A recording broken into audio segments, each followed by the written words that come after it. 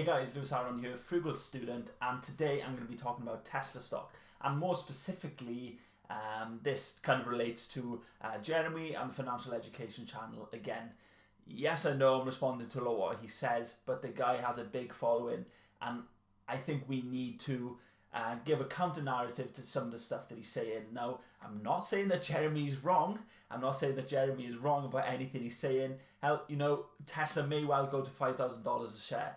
But I think it's important that we have a counter narrative for his, well, nearly 300,000 subscribers now. And I think that one of my things that I'm going to have to do is provide those counter narratives, because we seem to clash quite specifically in terms of our investment rationale and the way that we think about investments. So let's talk about Tesla. I'm not going to pretend that I know a lot about Tesla at all, because I don't.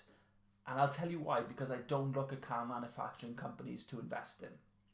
So I'm not an expert, and you know what, Jeremy probably does know more about me than car manufacturers, and specifically Tesla, because every other video he makes is on Tesla, so I think he kind of knows who he's talking about there. But I think it's really important that the first question an investor should ask him or herself before making an investment is, where will this company be in 5, 10, 15, 20 years?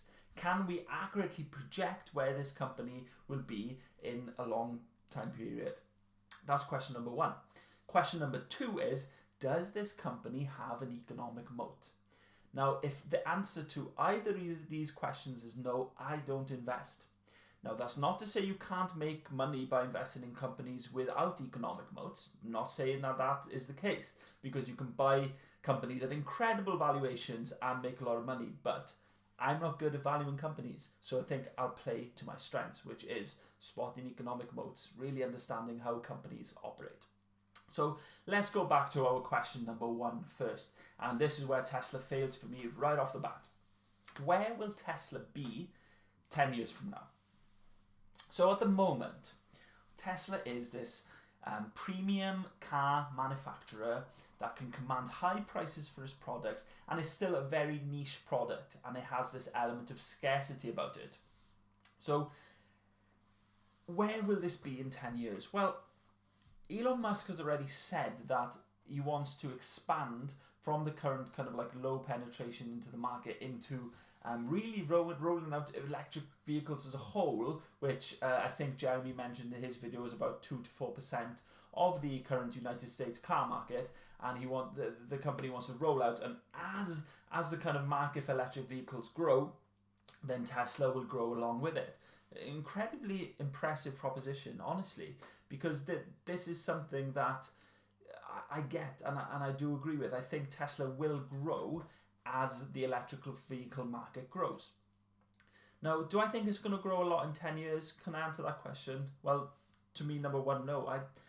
People have been kind of saying here in the UK that electric vehicles are going to take off about a decade ago, and they just haven't. They're still ultra low penetration into the market. So do we know that electric vehicles are going to grow substantially in 10 years?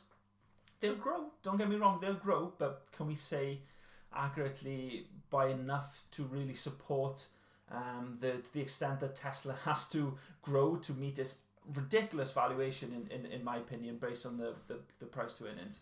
I don't think we can say. So let's give it the benefit of the doubt then, and let's say that the market does grow, and let's say that Tesla is a main player in that market. Now, does it really justify the premium? So here's Tesla's market cap. I'll get up on the screen, and here's the market cap of General Motors. As you see, Tesla has a significantly higher market cap than its competitors. Now, are we saying that Tesla is going to penetrate the whole electrical vehicle market, or the whole car market, sorry, as EV grows? Are we really saying it's going to be to such an extent that it's going to command this much of a premium over its competitors as current? To me, the answer is no. I don't think we can say that, and I think there's a problem here. Vehicles are incredibly price sensitive. There's no economic moat, and I'm kind of moving on to point two here, but not specifically. And what that means is, because it's very hard, or I can't really think of many car manufacturers that have economic moats. Maybe Ferrari. I don't know. I don't look into them. I'd have to look at the margins and the return on equity, etc., to see. But Tesla at the moment has this premium kind of brand that it can really price itself. It has this scarcity, and it can command a high price for its products. Now, as Tesla rolls out its products, as they become more popular, you turn Tesla into the next Ford. You turn Tesla into the next, I don't know, Volkswagen. It kind of loses its feel, you know, it kind of loses its premium feel and scarcity, like, I own a Tesla. Well, so do most people now. So I really think it loses that feel and that premium pricing ability at present. And you know, they're really lucky that they can price the product highly, because it costs a lot to make as well, and the margins are just not there. So where you have a market where price is the main factor, price is the main consideration, and it's a very discretionary spend as well, I really don't think we have there in the market itself, in the industry, the ingredients to be able to go ahead and feel confident in predicting that a company would be successful. There's a lot of sharks in that tank, and there are a lot of big players who've been around it for a long time, and I think it's very ambitious, especially at Tesla's current valuation, to go ahead and think that this is a market they're going to be able to dominate going forward. Now we get into the economic moat, and this is where I think Jeremy's argument really falls apart, and I may be wrong, guys. Jeremy may be right. All I'm doing is giving the counter narrative.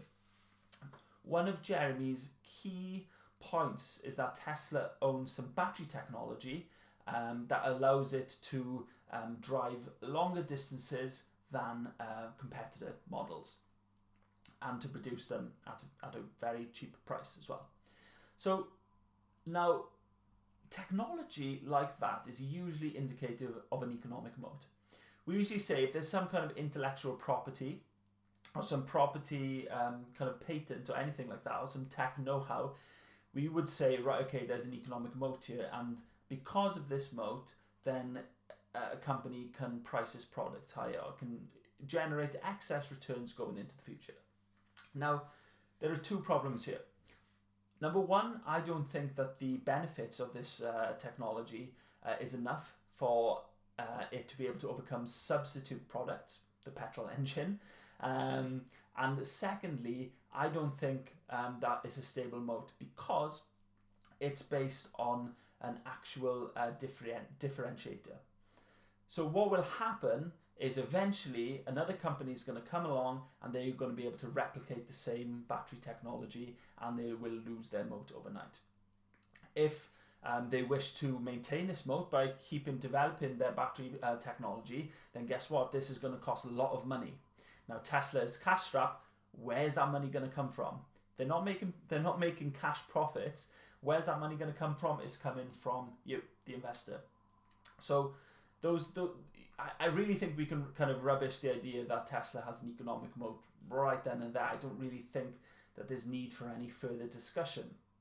So this is why I won't invest in Tesla stock, because I don't have to. There are plenty great companies out there with economic moats, trade that at time to time, trade at brilliant valuations. So why would I want to go ahead and kind of put money or bet on a company whose future I cannot foresee? And I really think, if you think you can foresee Tesla's future, you must have some kind of inside industry knowledge that I just don't know about. I don't buy it. There are other companies out there with wide economic moats that I think are far, far, far better bets at this present time. So to kind of wrap up and to conclude in what I'm saying, and that is that I think it's very hard to predict the future of Tesla, where it will lie in the market and how it will compete moving forward. And also, I think we can say quite safely that number one, while Tesla doesn't have a moat, and even if it did, even if I gave the benefit of the doubt, it's a weak moat, because that technology is going to be able to be replicated. And if they continue to improve their technology, well, it's going to cost them a lot of money to do that. So there it is. That's my counter narrative to Jeremy from Financial Education and Tesla stock, because I see a Tesla video every other day. I mean, I've got this video out now about Tesla, so I can just zip it moving forward. I've had my say. So thank you for watching. If you learned something today, or if you liked a point that I had, I would really appreciate a like on this video and for you to subscribe. And I'll maybe put out some more positive content in the future about some investments that I really like. And not to be a know-it-all, not to always hate on Jeremy, because I made some terrible investments, but I've learned from them. And I want you to learn from my mistakes, and I think Jeremy's making a mistake that I made in the past.